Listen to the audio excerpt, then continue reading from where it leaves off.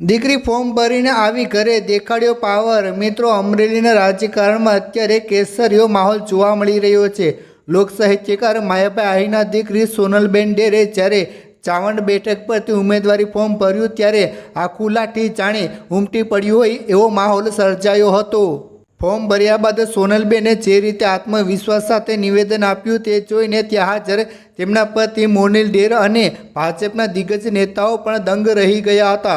શું કહ્યું હતું સોનલબેને અને ફોર્મ ભરતી વખતે કોણ કોણ ત્યાં હાજર હતું, આ બધી જ વિગતો આજે આપણે આ વિડીયોમાં જાણીશું। વિડીયોની શરૂઆત કરીએ તે પહેલાં મિત્રો, શું તમને લાગે છે કે સોનલબેનની જીત થશે?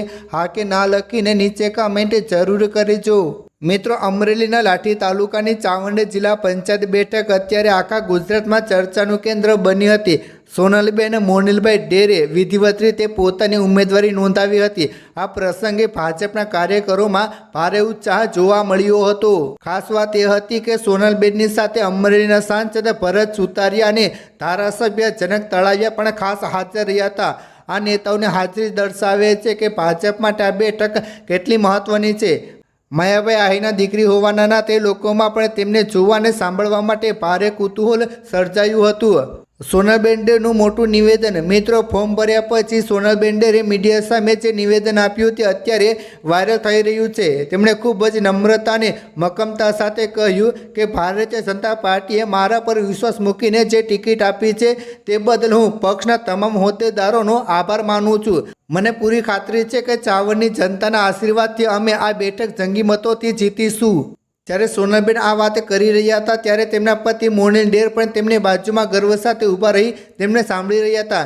એક ગૃહિણીમાંથી રાજકારણી બનેલા સોનલબેનનો આત્મવિશ્વાસ જોઈને વિરોધી સાવણીમાં પણ ફડફડાટ જોવા મળી રહ્યો હતો।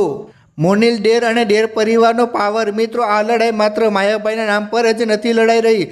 સોનલબેનના પતિ મોનિલ ડેર અને તેમના સસરા જીતુભાઈ ડેરનું અમરેલી અને ખાસ કરીને આહિર સમાજમાં મોટું વર્ચસ્વ છે। જીતુભાઈ ડેર ભાજપના જૂના અને જાણીતા નેતા છે।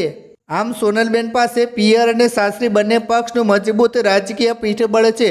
ફોર્મ ભરતી વખતે મોનિલ ડેરની હાજરી એ સાબિત કરી દીધું કે આખો પરિવાર ખંભે ખંભો મિલાવીને આ ચૂંટણીમાં સોનલબેનની પડખે ઊભો રહ્યો છે। શું થશે ચૂંટણીનું પરિણામ? મિત્રો, હવે સવાલ એ છે કે શું સોનલબેન ડેર ભાજપના વિશ્વાસ પર ખરા ઉતરશે? જે રીતે ભાજપના દિગ્ગજ નેતાઓ મેદાનમાં ઉતર્યા છે ને જે રીતે સોનલબેનને લોકપ્રિયતા મળી રહી છે તે જોતાં વિજય નિશ્ચિત જણાઈ રહ્યો છે। પરંતુ રાજકારણ પલટતા વાર નથી લાગતી। માયાભાઈના પુત્ર જયરાજાને ટિકિટ ન મળતા જે ટકળો હતી તેના પર સોનલબેનની ઉમેદવારી અત્યારે તો પૂર્ણવિરામ મૂકી દીધું છે।